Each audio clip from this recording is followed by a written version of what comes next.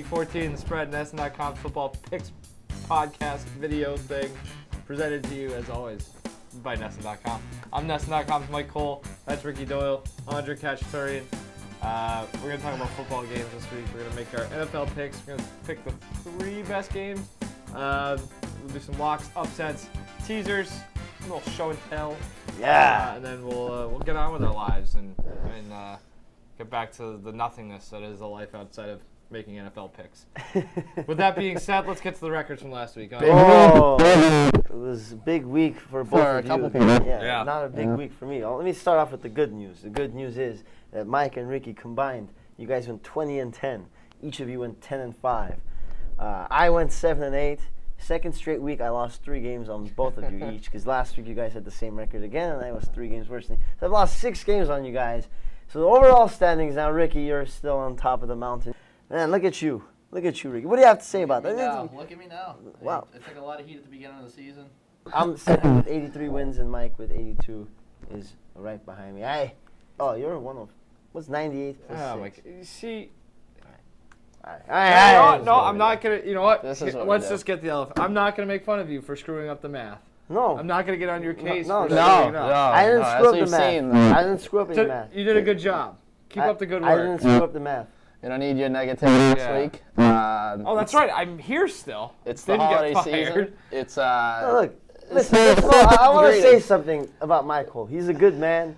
He's not a bad person. His negativity never affects me in any way. He's a good man. Good heart, kind soul. His reputation precedes him Our week commenters after need week. to know this, because he's one of the best people I know. The viewers need to know that. That was nice of you. Really unnecessary and kind of weird, but. Why is it weird? It's not weird. It's just I should just never. All right, you know what? He's a scumbag. I shouldn't even brought it up. All right, let's get into the games. As always, odds lines presented to you by OddsShark. Our good friends at OddsShark. They also hooked us up with some trends that we'll get into as well. Let's start Sunday afternoon. This is a nice game. All 3 of these games it's a good week overall, really, if you look at across the league. But I especially a lot of like low these spreads 3. this week. Yeah. At first glance, that This thing is jumped the off new, the page today. That's the new norm, I think, in the NFL. Yeah, I think you're right. I think you're right, Mike. Sunday afternoon, Music City. The Tennessee Titans coming off their bye, a late season bye. They host the Broncos. Broncos still unsure who will be under center. Maybe Paxton Lynch, maybe Trevor Siemian. They're hopeful Siemian's back. But they're 1-point underdogs. The Titans favored against Denver in a Week 14 game. That's a little bit of an eye raiser, I guess. Yeah. I don't know. Ricky, why don't you start us off? I'm going to take the Broncos. Some of it stems from the fact that you were in Nashville, and I think they're still kind of picking up the pieces from that trip. But as far as the product on the football field goes, I think the Titans, listen, I've been coming around on them. I like them. I really like them in the context of the AFC South. But I just don't like them going up against the big dogs just yet. I'd feel a little more confident taking the Broncos if I knew what was going on with their quarterback situation. Yep. But that being said, they kind of limped their way to a win against the Jaguars. It was relatively unimpressive, I would say. But that defense still making plays at the end of the game. I think they do it here. And the Titans' inability to string together wins here. 1-9 in the last 10 games after a win, including 1-4 in this season. So, like I said, while I like the Titans, I'm not sure that they're at that level just yet. I like the Broncos defense to make a couple plays down the stretch. All right, Ricky, let me tell you something about the Titans. How do they win football games? They run the ball well. They're going to control the time of possession in this game. Denver Broncos, they're going to get a lot of 3-and-outs. Let's be honest. Paxton Lynch or Trevor Siemian, that's what they do. We're not lying to each other. We're not lying to each other, because the Broncos are the kings of 3-and-outs. They love to do 3. I don't know why they like to get 3-and-outs so much. So they're going to punt the ball to the Titans so many times. And, the DeMarco Murray, even Marcus Mariota, they're going to be running the ball, eating the clock. And I think they're going to – and Mariota doesn't make mistakes. He's a great quarterback. I like what I'm seeing in him. If he keeps his mistakes down, which I think he will, I think the Titans pull away with this one and get a win. Plus, I think this might be a little bit of a trap game for the Broncos. Who do they have next week? The Patriots. They're going to be looking ahead. They're not going to say, Titans, we're going to win this one. They're in for a big surprise. Yeah, I'm with you. I'm taking the Titans as well. If you go back and look at, as I'm doing right now, the Jaguars really tried to make running the ball a focus against Denver. Denver's run offense, we've seen some holes in it at times. Just doing the math real quick here. Let's see, 31, 33, 35, 38 rushes last week for like 130 yards for Jacksonville. Not very impressive.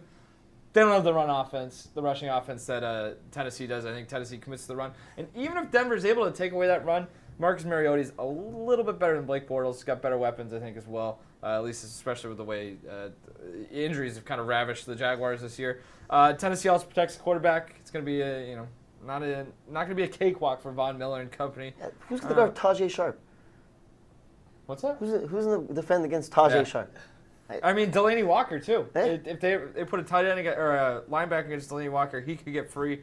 Again, the Broncos' offense, especially if Simeon doesn't play, they're a disaster. They just signed Justin Forsett off the street. And Oddshark, I thought was interesting. Oddshark's predicted score in this game, 30-19 in favor of the Titans. Wow. That's pretty, I mean, for whatever that's worth. I think we kind of undersold the impact of losing Simeon last week. Even though they did cover in that game. Yeah, I was wrong about that. I think they all got of a us pick kind of six. sat here and we basically, I don't know if we did it actually on the show or we were doing it before we came on, but basically said it was kind of a wash, that they might even be better with Paxton Lynch, because I thought he had a little bit more than he's shown to this point. I mean, obviously still young in his career, but I don't know. I think we did undersell it. So like I said, I would like my pick a lot more if I knew for a fact that Simeon was going to be on the center. Really? Kind of just banking on the fact that he's going to be there, but I think it's a wash. Yeah, I think those numbers are still pretty relative. But I did notice that and kind of digging through it, that I was like, oh, maybe that was maybe a little too strong on that. Speaking of Oddshark, all the trends going in the opposite direction of Andre and I. Titans 1-9 straight up in the last 10 games after a win. They just under Mike Mularkey, they can't put together 2 wins. Broncos 8-1. As Ricky mentioned. Right, 8-1 against the spread in their last 9 after winning previous game in a matchup. And the Titans are 5-21-1 against the spread in their last 27 against the AFC. You know what that means? It's all going to regress. There you go. 4-8 against the spread this season too. 4-15-1 against the spread in their last 20 games dating back to last season. Titans don't cover. Or Vegas hasn't figured them out. Maybe this is the week. Yeah. All right. 4:25 p.m. On the East Coast. 3:25 in the Central. Hey, it's going around. Are you sick? You know. Get We'll some push through though. It's diamond my tap. flu game. It's my Jordan flu game. You don't have the flu though. I whooping cough. I don't know. Keep it going. Remember when we talked before the show about, hey, you got to pick up the pace a little bit? Maybe a chat about your illness is not the way to do that. Get that in the Especially when I'm in the middle of tailing the game. Sorry. Seattle. Go ahead. Well, I just don't want when the people are watching, they're like, why does he? He's got a lot of phlegm built up over here. Well, Get it out, get it out. I was yelling a lot this week, and my throat is. We're all under the weather a little bit. How do you not get sick, Mike? Anyway, Seahawks Packers is where we're going with. Seahawks Packers. 4:25. Right in your wheel. Seahawks 2.5-point favorites on the road. Seattle coming off a big win against a really bad Carolina team. Packers held on, I guess that's the way to put it, against Houston. I like the matchup for the Packers last 2 weeks. Not so much this week. Seattle, as I mentioned, 2.5-point favorites at Green Bay. Andre, why don't you kick it off? All right, I'm going to go with the Seahawks because there's going to be a lot of snow and frigid temperatures at Lambeau Field this Sunday, just like last week. But guess what? Russell Wilson, excellent cold weather quarterback. In 7 career games under 40 degrees, Wilson has a 109.4 quarterback rating with 15 touchdowns and 3 interceptions and a 68% completion percentage. That's pretty impressive, you know, Russell Wilson in the cold. Sure. And I think the cold also helps the better defensive team, which I think in this case is the Seahawks. And the Packers, as good as they've played in the last couple of weeks, they still have a -5 turnover differential on the season. And I think in that cold weather, they'll make a few mistakes. And not that Rodgers will have a bad game or anything. He does well in the cold too. But the Seahawks just have a lot more better players. And that cold weather, it'll help them. Ricky, what do you have in this devastating matchup amongst Titans? I also like the Seahawks. Kind of for the reason you mentioned. I just think Green Bay is a little too one-dimensional going into a matchup against another NFC Titan. There are some things working against the Seahawks in this matchup, though. I mean, 0-6 straight up in their last 6 on the road against the Packers. You got Aaron Rodgers. I feel like every time the calendar flips to December is when he kind of turns it on. He's been carrying them a little bit, but and also let's talk about that Earl Thomas injury. I think can't really. He ain't moving the spread though. But I think the Seahawks, we've seen them deal with some injuries on defense throughout the season, and they kind of weathered the storm in those games. So, like I said, Packers a little too one-dimensional for me to like them in this one, even though they're getting points at home. So yeah, I like the Seahawks. Yeah. And Clay Matthews injury too. I He's basically playing with one arm. I looked long and hard at this one. I texted Andre Monday night to talk about it, or just to say how difficult this week is. By the way, Rodgers 100.7 passer rating for his I career didn't get any text in from December. I sent you one. Yeah. No, you didn't get it, but I sent you one. Phone's having some issues. Tough week. It's a tough week. This is a real tough game for me. I'm taking the Packers. I'm trying to convince myself that's not a homer pick. But I think that the way that these teams shake out right now, they're evenly matched, at least enough to, warrant me taking the points and the home team, especially if it's going to snow. Those are good stats, but I think if there's legitimate snow, that kind of changes things around. I think that kind of levels the playing field a little bit. Packers injuries are a concern. Clay Matthews got a shoulder. Jake Ryan's got an ankle. Nick Perry's got a hand. Yeah. Blake Martinez has a knee. That could be an issue, especially the way Thomas Rawls ran the ball on Sunday night. But I just think the Packers have a lot more to play for than Carolina did. Packers done a good job keeping Aaron Rodgers upright. 3 sacks in his last 3 games against decent pass rushes. Washington, Philly, Houston. Green Bay, as you've mentioned multiple times, gets after the passer. Seahawks, still kind of an iffy offensive line. Maybe Julius Peppers, sacking each of his last 3 games, goes off, has a big one.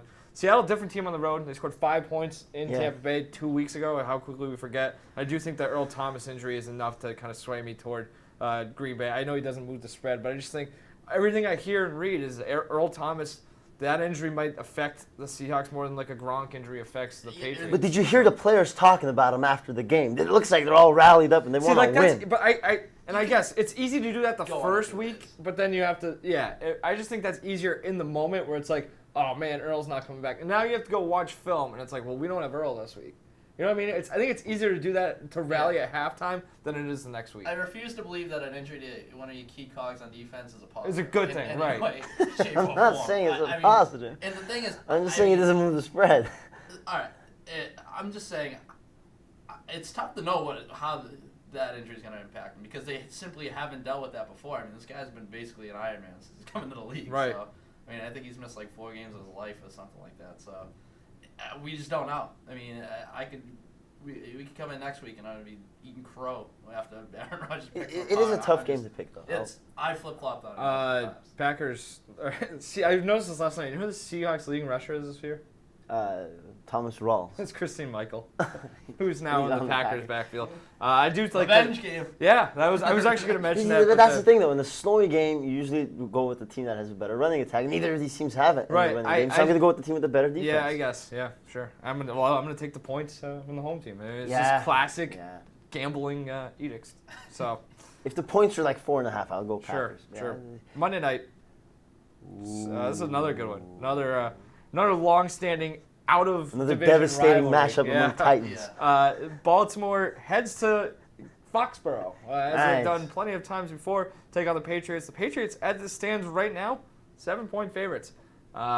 Ravens, one of the hottest teams in the league, but it's one of those things where we talked about the Giants last week. Who have you beat? The list isn't very imposing. I do think their last win was the biggest of their I agree. season. Yeah, I the agree. way they Give did a it, too. perfect time, too, obviously. I thought that was a really good matchup for them. And you know what? I'll start this one off. I don't think it's a terrible matchup this week either. I'm actually taking the Ravens and the points here, and I wouldn't be shocked. I'd be surprised, wouldn't be shocked if they win this game. I still think when it's all said and done, the Patriots find a way to win this one, but I think it's going to be close, and I think this is the week you start to see the Rob Gronkowski injury kind of take its effect. Especially if you look at what happened. Martellus Bennett's dealing with some injuries, and he didn't look himself. And NESN.com's own Doug Kyde wrote in his film review this week that Bennett kind of stood out, and the lack of production stood out, and he also kind of just mailed it in on a couple run plays. So I think that's something to keep an eye on. Ravens defense, one of the best in the business, especially, I mean, if they can make you one-dimensional, they're in a good spot, and I think they can do that against the Patriots. I just don't know if LeGarrette Blount gets the run game going against a really good Baltimore defense that, for the most part, bottled up Ajayi. Patriots also without Danny Amendola. I mean, you just look at it, it just feels like one of those games where the Patriots, they win these games usually, but it's easier said than done. 3 of the last 5 matchups between these two teams have been decided by 4 or fewer points. Yeah. One game not included in that is a Baltimore win. So it's just 7 points is a lot in this spot, I think. So I'm taking the Ravens. I like what you said. Like the I- Ravens, they're a good I rush like- defense. They allow 3.4 yards per carry, best in the league. But- the Patriots don't need to run the ball to win. No, they don't, but they're also without two of their best pass catchers this week, and a third is banged up. And a fourth in Edelman has not necessarily looked himself this year. I'm not ready to just say, oh, I'm betting against the Patriots. I'm not ready to do that. Every time I do that, I lose. So I'm just going to stick with them. Yeah. This is Brady, one interception this whole year. I don't see that changing after this next game. I don't know. I could see the Ravens always give the Patriots a problem, and the spread is pretty big. But at the same time, I think the Ravens still haven't impressed me. That win last week was nice. If you want to prove to me that you're a good team, go out there, do it again, prove me wrong. I'm going with the Patriots -7. I'm not entirely sure how the Ravens scored, though. That's the other thing. So They just kept throwing to Dennis Pitta. yeah, I know. I'm not. Bit of bread. They could have some trouble scoring this week too. So. Exactly, yeah. All right, Ricky. I don't know. I'm going with Mike with this one. I'm buying into the narratives, I guess. It's one of those ones. Yeah, You know right. what I mean? Yeah. We can try and dissect it so many different ways and look at. You can look at the your spreadsheets all you want. Yeah. But it's one of these ones where I'm buying into the narrative of the Patriots offense taking a step back a little bit with those injuries, most notably obviously being the Gronk one. It's easy to look extremely confident against the Rams. I mean, And the 49ers and the Jets, their last 3 wins. well, yeah, exactly. Yeah. So this is really it's kind of one of those show me games for both teams. The Ravens, like you, Andre, you mentioned the fact that they beat up on crap teams this year. So they're coming off the most significant win. This is a chance for them to kind of assert themselves as that team in the AFC North. I think we're gearing towards a Week 16 showdown between the Ravens and Steelers. Probably going to decide that division. So I don't know. I'm taking the points because I just think that this is just one of those games. Monday night, two teams that traditionally have been there, play each other tough. I know that's not a very scientific way to look at this game, but I don't really. Yeah, there is no science. I'm not putting any Sometimes science in it. I'm just saying. All I'm saying is I'm not going against Tom Brady because every time I do, I lose. Okay. It's I don't, and I need to gain a game on both of you guys. I think it's I a also- great opportunity to do so. We do sit there and talk about how are the Ravens going to score in this game, which I think is a very valid question because their offense has sucked for the most part this season. But that Patriots defense has its issues too. So I'm not going to sit here and rule out the possibility of Joe Flacco pulling a pretty decent game out of his behind, and all of a sudden, it's enough to it could be a backdoor cover. I don't know. Right. Yeah, exactly. Close enough. And one of the big things that the Patriots did this past week was they made a rookie quarterback look bad, but they got after the quarterback finally. Right. You might not be able to do it against Baltimore. Baltimore's offensive line, despite the fact that they can't really score, has actually done a pretty good job of protecting Joe Flacco. Really good this past week. 3.2 sack percentage. I think being sacked 3.2% of the time on dropbacks on the road. That's third in the NFL, third best in the NFL. So they keep him clean, and they keep him clean on the road. So I think that's another big spot. Did you get that from Team Rankings? Yeah, I did. I love that site. I do Amazing. too. Speaking of sites I love, OddsShark has the Ravens as 4-1 straight up and 5-0 against the spread in their last 5 games on Monday night. Not sure what that means in the spot, but it's just That's weird. They have a 3.2 sack percentage on the road, but their sack percentage overall is 6%. What are they doing at home? I mean, I would imagine it's wide probably- disparity. I imagine it's matchup based, but Grounds crew.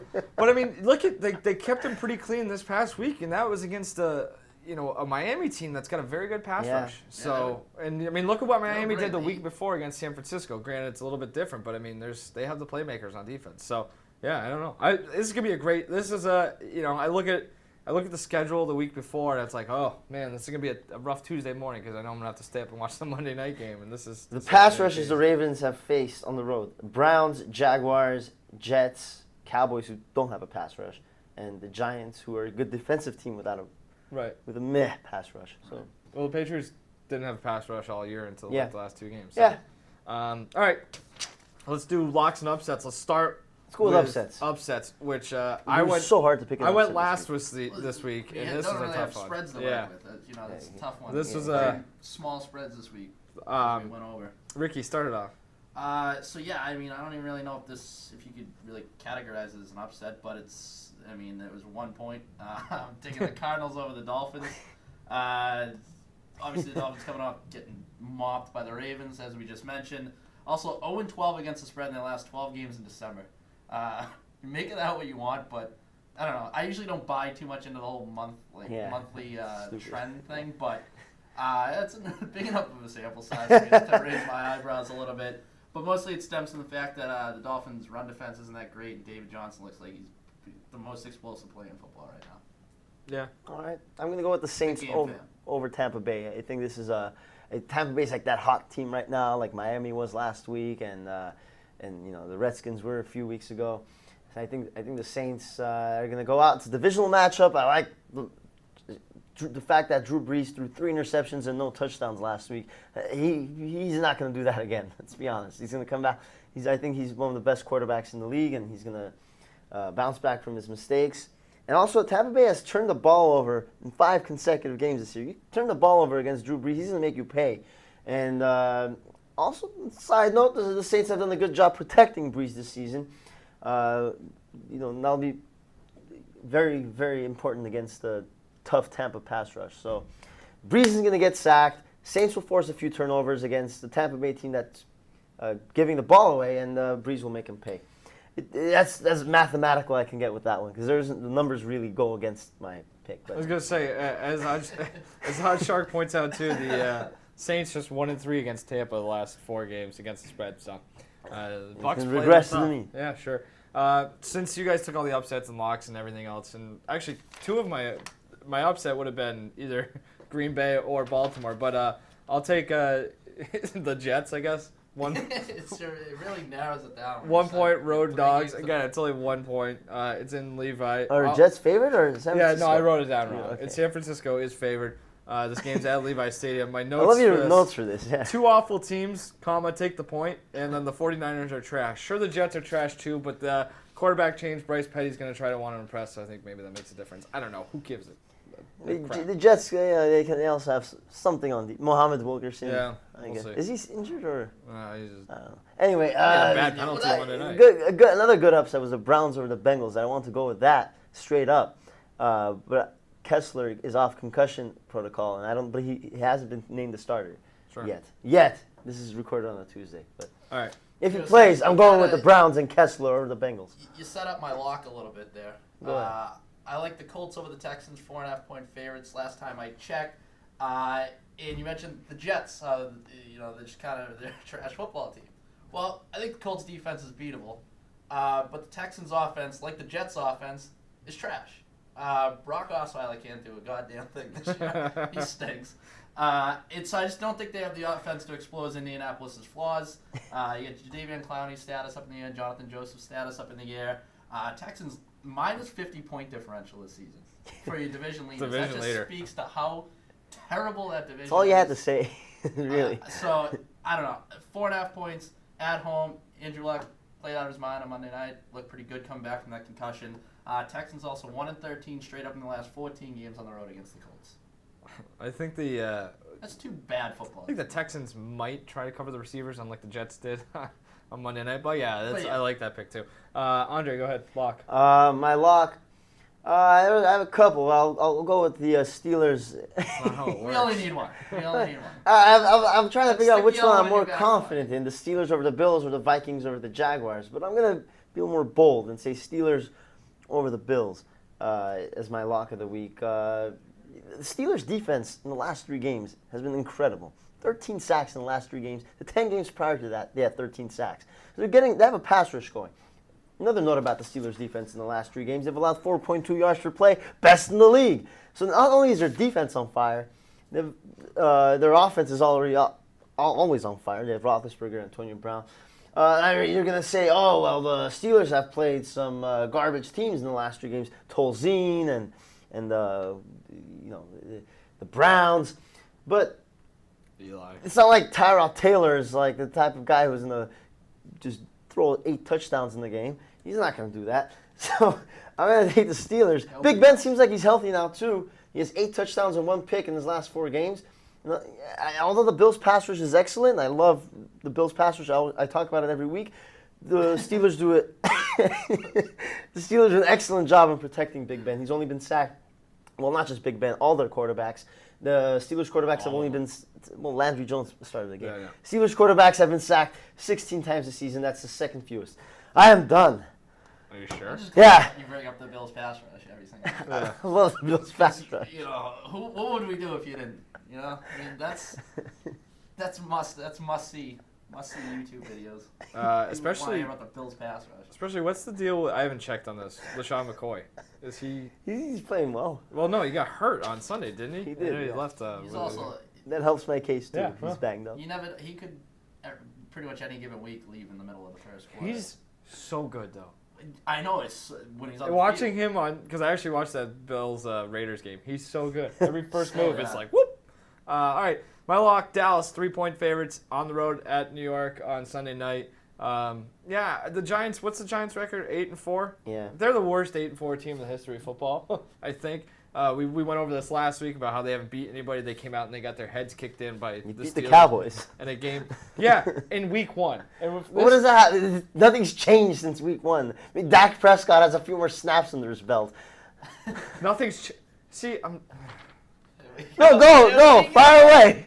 Come at me. I'm a man. Nothing's changed. I'm 27. Nothing's changed since week 1, other than the rookie quarterback and rookie running back now have 13 more games under their belt. Yeah, well, guess what? Nothing's changed since week 1, other than the fact that the Cowboys have won 11 goddamn games in a row. There you go. Yeah, I don't know. The two fools I don't know. collide. All right.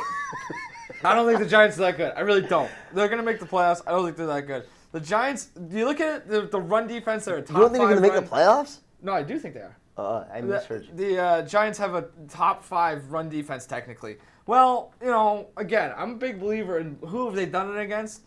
This is insane. They've gone up against 5 of the 10 worst rushing offenses in the league this season, of which they are one of those teams. So really, they've 5 of the other 9 worst rush offenses. So that number is probably a little bit better than it should be. They faced just 2 top 10 rushing offenses. Dallas is one of them. Philly again. Dallas, again, week 1, I kind of throw that out. The Giants' offense, not throw it out, you know what I mean. Giants' offense is just like, not good right now. Victor Cruz not targeted at all last week. The week before, Sterling Shepard not targeted at all. Odell Beckham not Snooze. targeted just once in the first half last week. They have no running game. What's his face? Just sits there and looks at his play sheet. I just don't like that Giants team, so I think Dallas finds a way to win. Week 1, Elliott, 51 yards, his lowest of the season. And they got 20 carries. He got 20 carries last week. He had 15 carries against the Bengals and ran for 134. Well, I mean, yes, sure, Um, fine. But I'm just saying, he was not as big of a piece. Damon Harrison's going to be a huge factor in this game. Look, I want the Cowboys to win. I'm I know a you huge do. Dallas fan, but again, it's a divisional matchup. 11-1. Giants need this game more than the Cowboys do. I think I'm going to take the points on this one. It just feels like an Eli wet fart game too. It seems like an Eli Super Bowl game. He is Oh, brilliant. you can look at that one of 2 ways. You said what's changed. The first game of the year is his lowest yardage total. So you could make Right. the case that he's progressed as the season has gone on. I'm not saying and he now it's hasn't. He looking clearly up. has. But at the same time, it's a divisional matchup at New York. I don't like it. I've seen this team too many times in these type of situations. When you think they're the best team, they're going to lay a stinker. Wow, you went from like You're 3 just- weeks ago saying They- that they are. you're I wanted them planning to a lose. parade to now that they're No, I've never planned a parade for them. If they make a switch at quarterback, I'll start planning a parade. they can clinch home field with a win this week too. So they got. And something to even that, he hasn't even played for a year and a half. Dallas is not winning the Super Bowl. I am sad to say it. All right, let's get into teasers, props, parlays, whatever you want to do. Ricky, That's my teaser. kick it. Dallas is not winning the Super Bowl. I like that. Not a teaser, I don't think you can get prop pretty good bet. odds on that. Yeah, but go ahead. I like the Colts Texans this game. I mentioned as the lock. I also like the under in that game. I don't even know what it is, but it just basically stems from just Houston's offensive incompetence coupled with Probably around 48. coupled with the natural regression probably from the Colts offense this week because as you mentioned, I think that Houston will make a 47. good effort to actually cover somebody unlike the Jets. So I think it's going to be a little lower score than maybe what we're setting out for in the what is it 48? 47. 47? Yeah, I like the under in that one. I also like Andre's block the Steelers over the Bills. Steelers just one of those teams late in the season, finish up strong.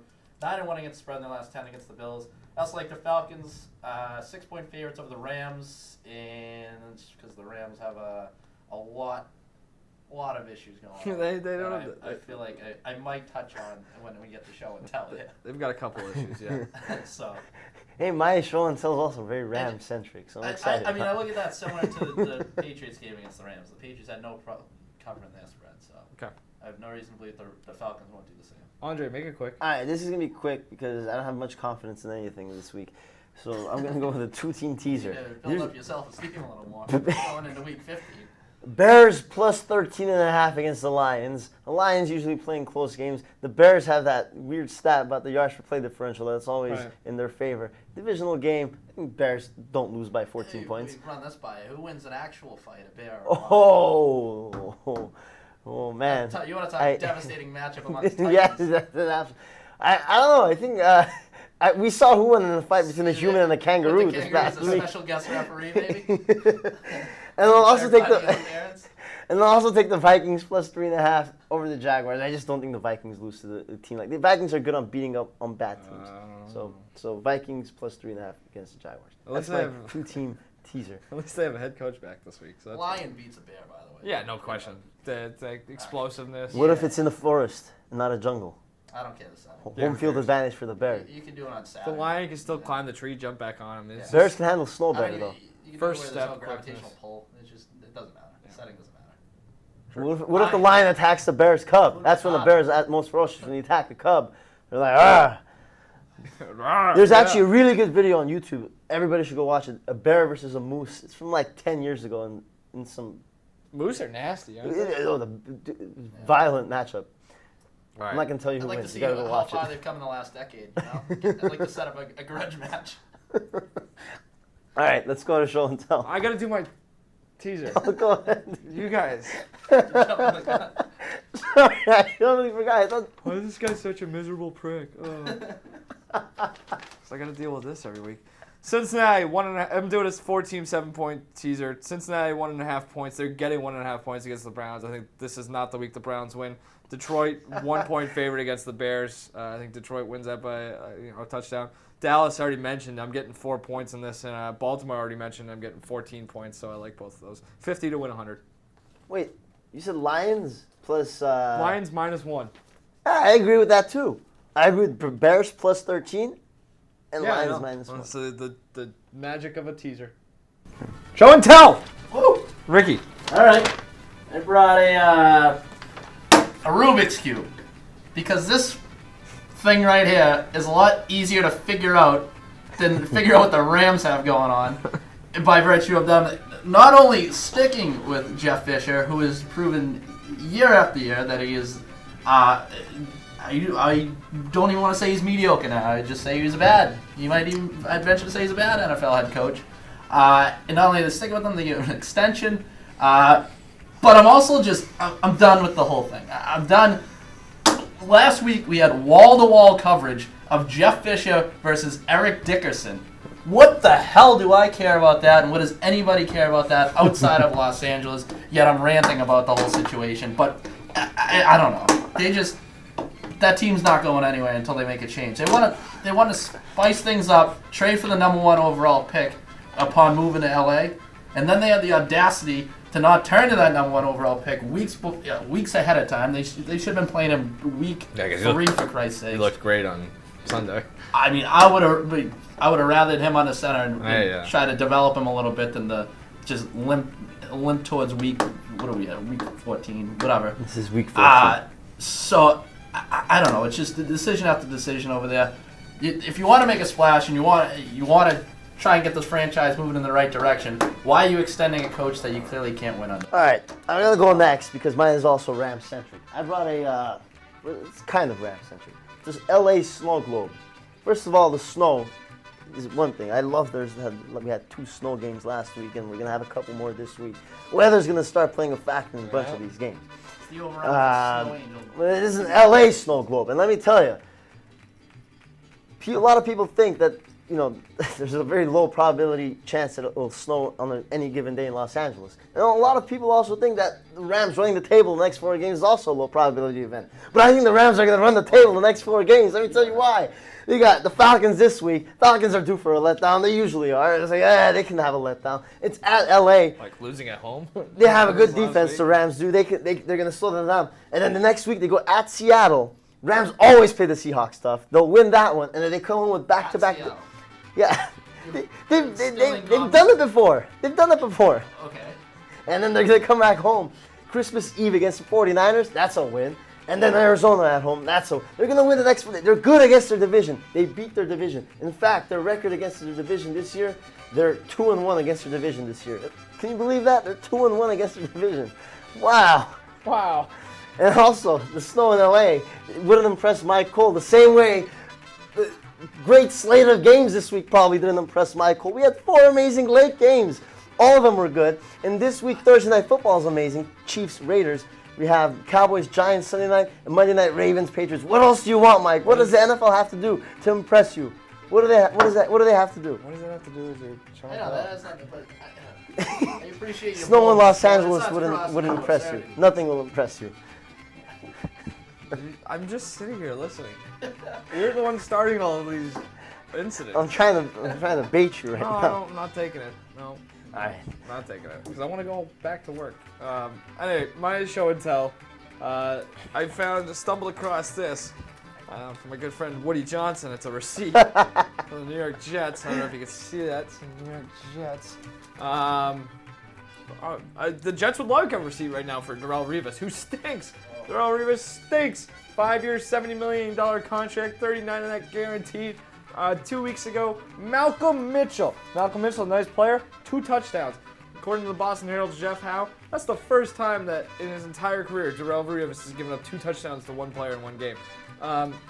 Monday night, T.Y. Hilton. You get the lion's share of the coverage against T.Y. Hilton. T.Y. Hilton catches 9 of 10 targets for 146 yards. The worst part about this, there's still time and money left on this, including a $15.3 million cap charge next year, which is second to another jabroni who I called out in show and tell, Josh Norman. So, the Jets probably wish they could find the receipt. It's buried somewhere in a drawer somewhere. For Darrelle Revis, bring it back to the bad contract store and get their money back, because he's certainly... Maybe he'll do him a favor and retire, because he's talking about that too. Look at this receipt. I thought he bought something from the Jets store. I did buy something from the Jets store. Darrelle Revis. I want my money back. That's pretty good, Woody right? Johnson? Yeah, well, no, but that is pretty good. I was like looking at it far away. Look, oh wow, Jets store receipt. Thank you. Why would Mike Cole buy something from the Jets store? Revis jersey. All right, let's get out of here. That was week 14, The Spread, presented by Nesson.com. We'll be back next week, God willing, to make some more picks.